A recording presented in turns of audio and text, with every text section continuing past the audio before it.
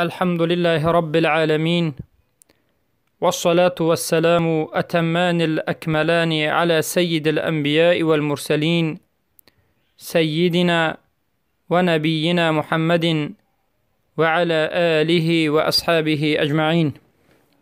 أما بعد، السلام عليكم ورحمة الله وبركاته. برادران و خواهران موحدم، بارک الله فیکم. این حلقه 45 از آموزش کلمت التوحید است که لا اله الا الله محمد رسول الله می باشد.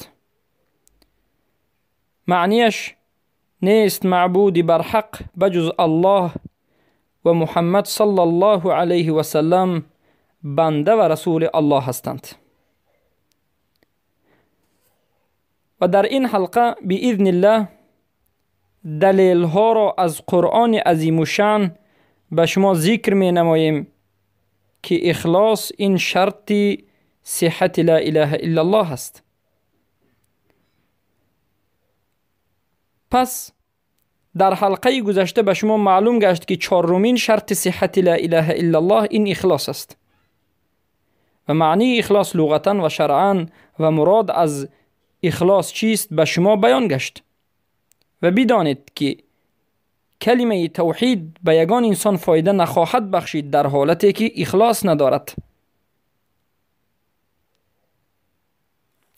دلیل ها در این موضوع از قرآن عظیم شان زیادند، اما واضح ترین اونها یک چند تاست و شاید ما به شما در اینجا 10-15 تا آیت را ذکر بکنیم که همه اش دلالت میکند که اخلاص این یک امر ضروری است و به اخلاص دین وجود ندارد و الله رسولش را امر کرده است که اخلاص را به جا بیاورد و البته اخلاص شرط صحت لا اله الا الله است. الله در سوره زمر آیت 11 میگوید اعوذ بالله من الشیطان الرجیم قل اینی امرت ان اعبد الله مخلصا له الدین. ای محمد صلی الله علیه و سلم بگو من از جانب الله امر شدم که الله را عبادت بکنم و در همین عمل مخلص باشم. له الدین اگر ترجمه تحت اللفظی بکنید له الدین، دین از آن اوست، اما بدانید که کلمه دین در قرآن به یک چند معنا می آید. بعضی از علما گفتند 8 معنا و بعضی دیگر گفتند 4-5 معنا.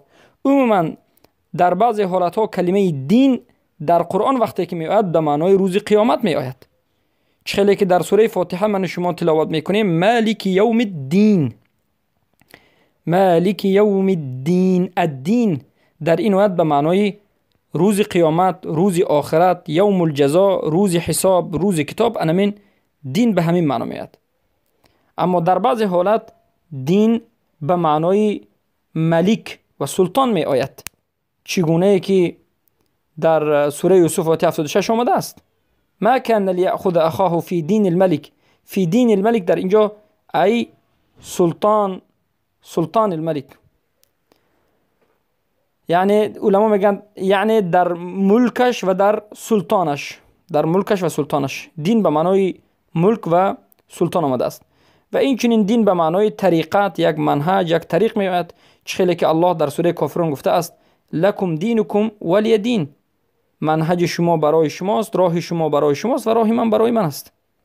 و این چنین دین به معنای حکم میآید، چخیلی که الله در سوره انفال آیه 39 میگه و قاتلوهم حتی لا تكون فتنه و یکون الدین كله لله. و کافران و مشرکان را بکشید تا که تمام دین از آن الله باشد، تا که فتنه نگردد و تمام دین از آن الله باشد، یعنی تمام حکم از آن الله باشد.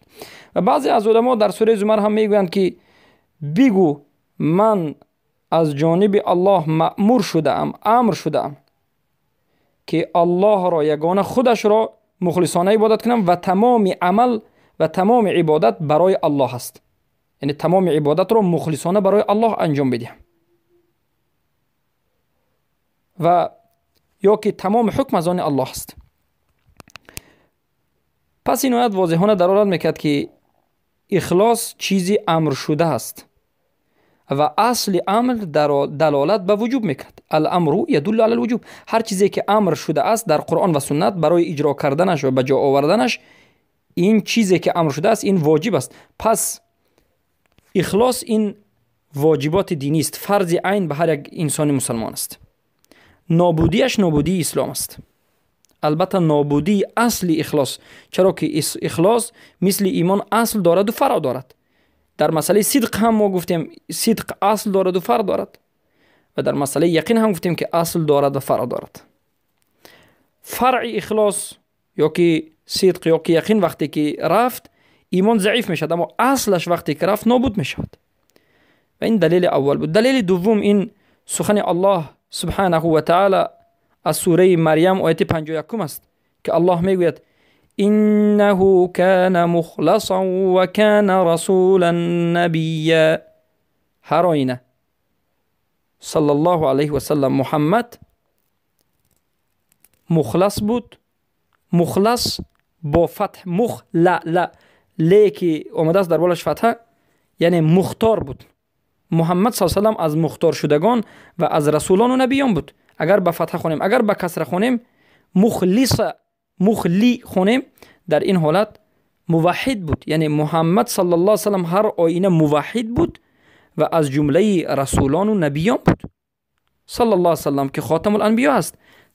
یعنی محمد این اداشوی رسولان است، بعد از محمد دیگر رسول نمی آید.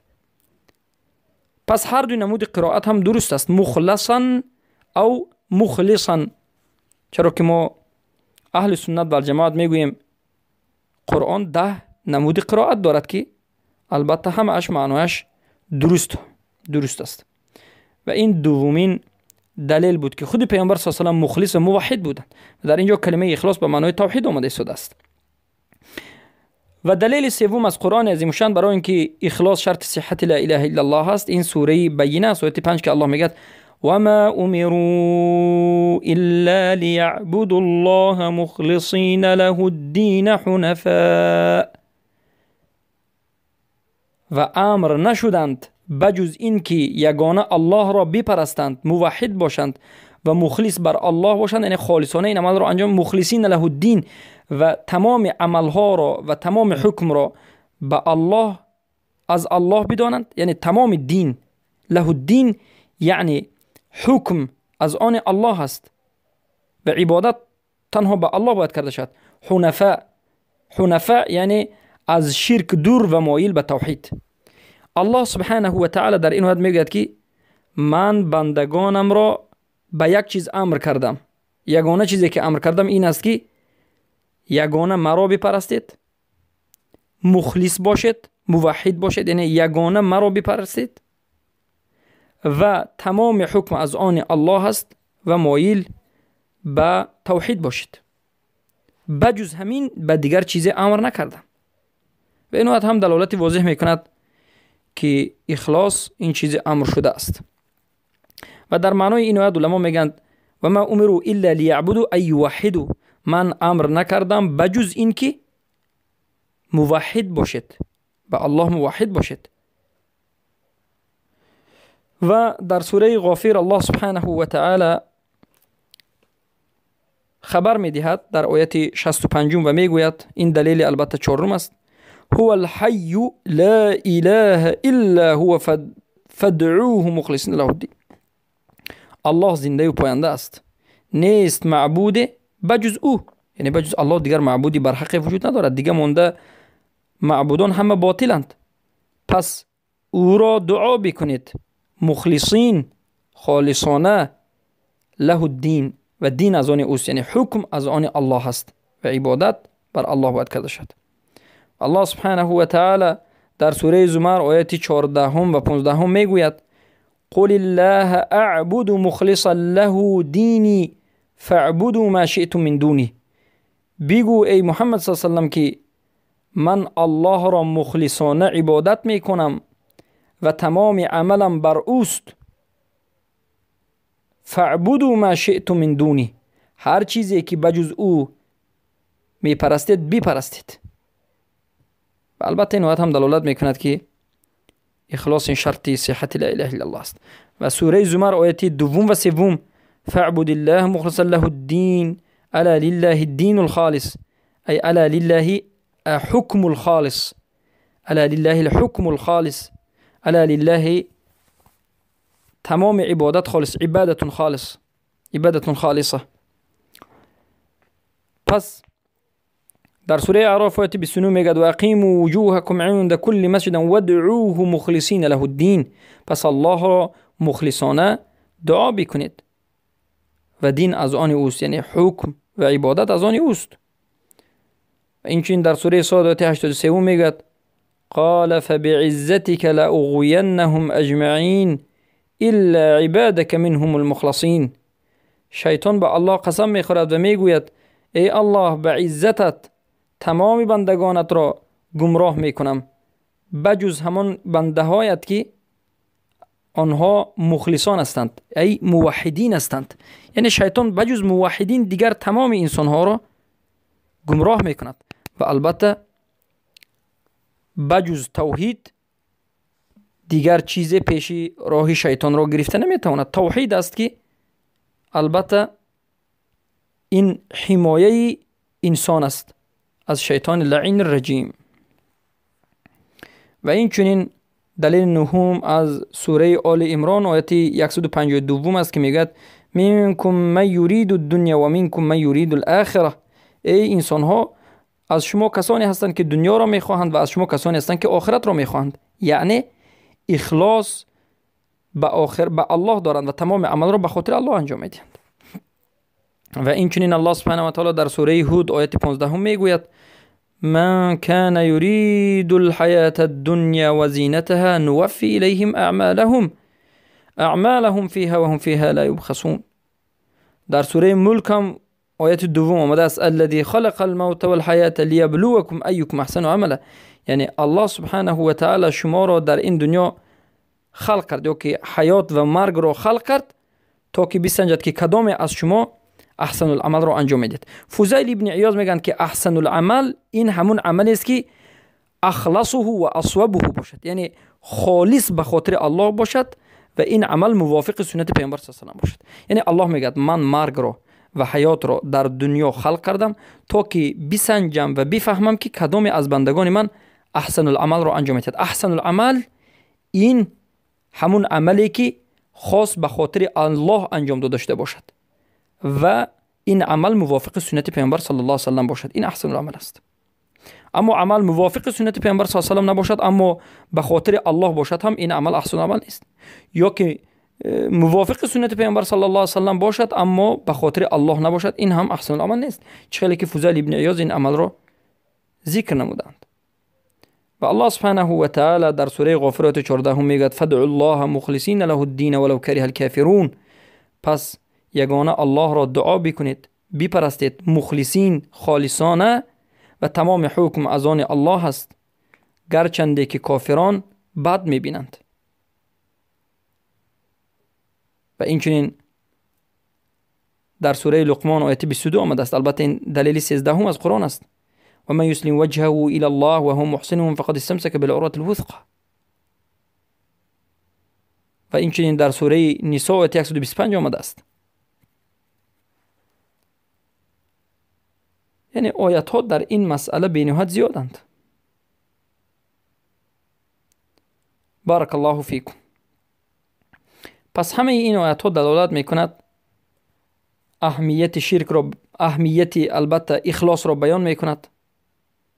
اهمیت اخلاص را این آیات ها همش بیان میکند و بد و مذمت بودن شرک را بیان میکند و بیان میکند که انسان باید تمام عملش را به خاطر الله و اخلاص و خالصمندانه انجام بدهد و هر عملی که از اخلاص دور است نامقبول است. بارک الله فیکم. و این بود دلیل ها برای اینکه اخلاص شرط صحت لا اله الا الله هست از قرآن عظیم الشان. بیاید نظر میکنیم دلیل ها را از سنت رسول اکرم صلی الله علیه و آله در مسئله اینکه اخلاص شرط صحت لا اله الا الله است. امام بخاری رحمه الله در کتاب صحیحشون روایت میکنند که رسول اکرم صلی الله علیه و آله گفتند اسعد الناس بشفاعتی یوم القیامه من قال لا اله الا الله خالصا من قلبه.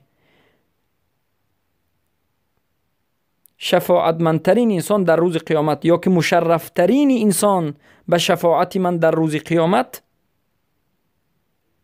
این کسی است که لا اله الا الله را گفته است خالصانه از قلبش.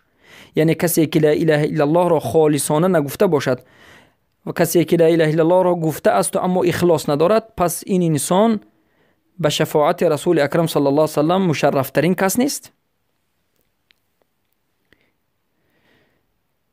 و دلیل دوم از حدیث رسول اکرم صلی الله علیه و سلم که عن معاذ رضی الله عنه قال قال رسول الله صلی الله علیه و سلم من شهد ان لا اله الا الله مخلصا من قلبی دخل الجنه. البته این روایت رو ابن حبان روایت میکن. ابن حبان میگن که رسول اکرم صلی الله علیه و سلم گفتند که هر کسی که شهادت بدهد که نیست معبودی بر حق بجز الله مخلصانه از قلبش داخل جنت میشد. یعنی به مفهوم المخالفه این حدیث وقتی که نظر میکنیم، چه خیلی که علم اصول فقه مفهوم المخالفه رو در نزد اهل سنت و جماعت همچون حجت قبول کرده است، میبینیم که هر کسی که لا اله الا الله گفته است و اما مخلصانه نیست، پس این داخل جنت نمیگردد. یعنی اصل اخلاص نباشد داخل جنت نمیگردد. بارک الله فیکم. و این چونین حدیث دیگر وارد شده است از ابن عمر رضی الله عنه عن النبي صلی الله علیه وسلم قال اینی لارجو الا يموت احد يشهد ان لا اله الا الله مخلصا من قلبه فيعذبه الله عز وجل. این روایت البته خطیب در تاریخشان و دیملی ذکر نمودند. یعنی رسول اکرم صلی الله علیه و سلم میگن که من حتما امید دارم که انسان نمورد، هر انسانی که شهادت به لا اله الا الله میتهد و مخلص است نمورد مگر اینکه الله سبحانه و تعالی عذابش ندهد.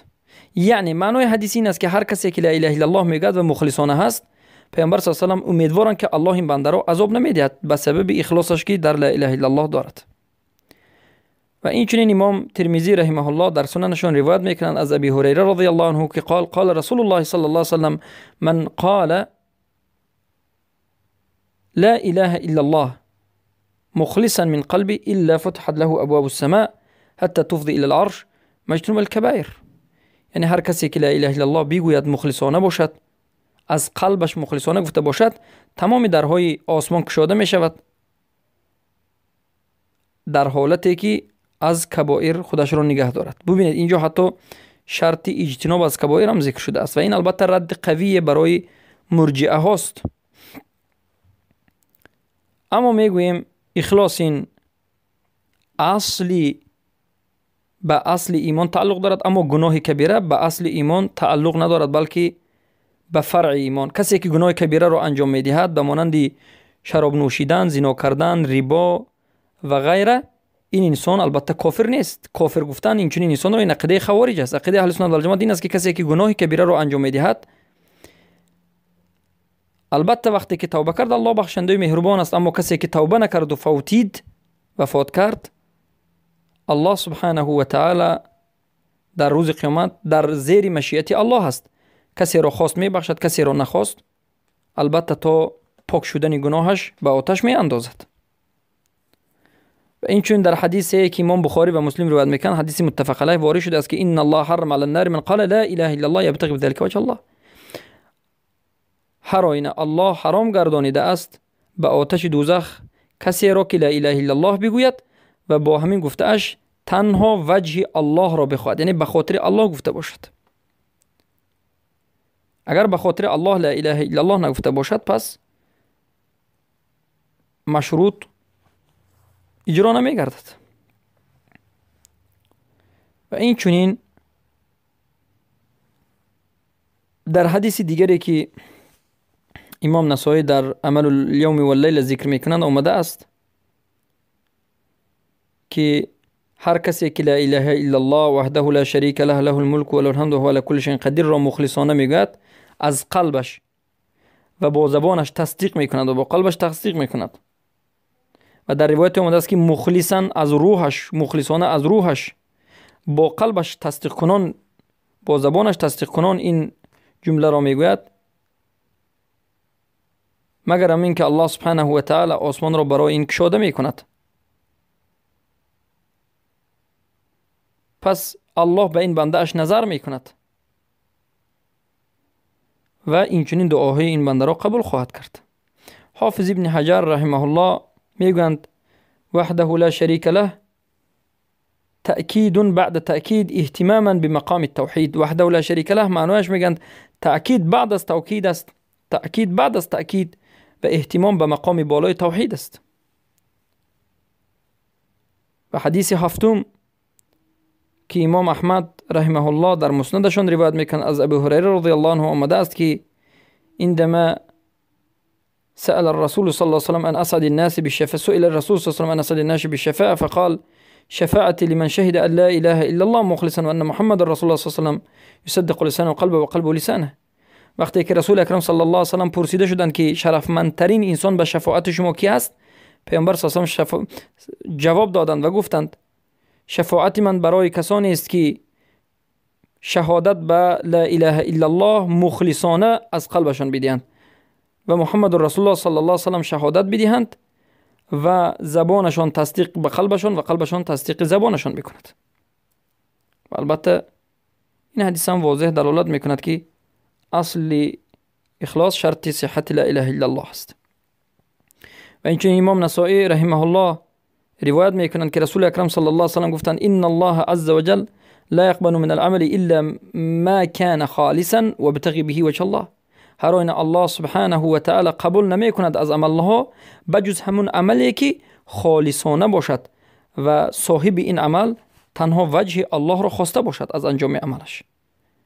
ببینید هر کسی که لا اله الا الله بکند، گفتن لا اله الا الله این بزرگترین عمل است. پس هر کسی که لا اله الا الله را مخلصانه نمیگوید، به خاطر الله نمیگوید، ابتغاء وجه الله نمیگوید، لا اله الا الله قبول نمیگردد، از اون قبول نخواهد شد. بارک الله فیکم. امام مسلم رحمه الله روایت میکنند که رسول اکرم صلی الله علیه و سلم گفتند به سعد گفتند انک لن تخلف فتعمل عملا تبتغي به وجه الله الا ازدادت به درجه ورفع. ای سعد، پس یک عملی رو وقتی که انجام دادی که این عملت به خاطر الله بود، به خاطر وجه الله بود، در این حالت درجات بالای درجه بالا می رود.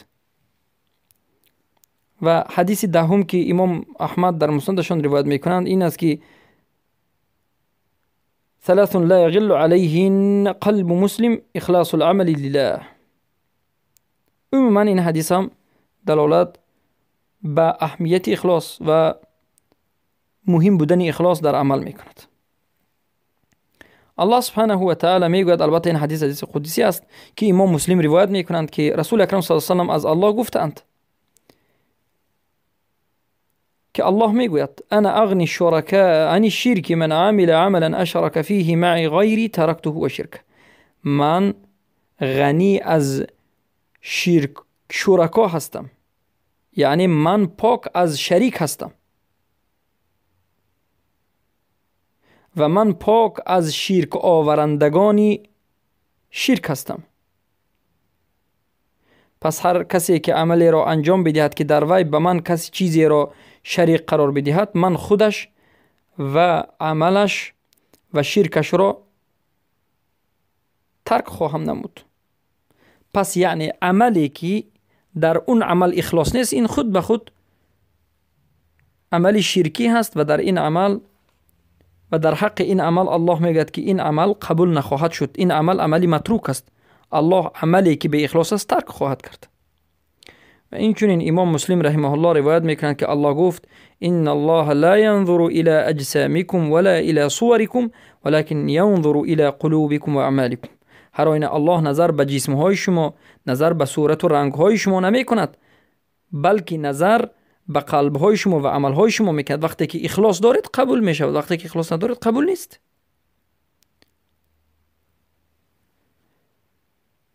و تصدیق کننده این حدیث آیت قرآن از سوره حج آیت 37 والله اعلم ولكن يناله التقوى منكم. الله میگه ولیکن متناول تقوای از شما میکرد، یعنی هر انسانی که تقوا را انجام داده است از شما همون نائل میگردد. و ابن ماجه رحمه الله روایت میکنند که رسول اکرم صلی الله علیه و سلم گفتند اخوف ما اخاف علیکم الشرك الاصغر قالوا وما الشرك الاصغر قال الرياء. سخترین چیزی که من از آن بر شما میترسم این شرک اصغر است. پیامبر به امتشان میگن ای امتم من به شما سخترین چیزی که میترسم این شرک اصغر است. گفتن شرک اصغر چیست؟ رسول اکرم صلی الله علیه و سلم گفتند این ریا هست. یعنی ریا خود نمایی کردن هم این نمودن اخلاص است. بارک الله فیکم.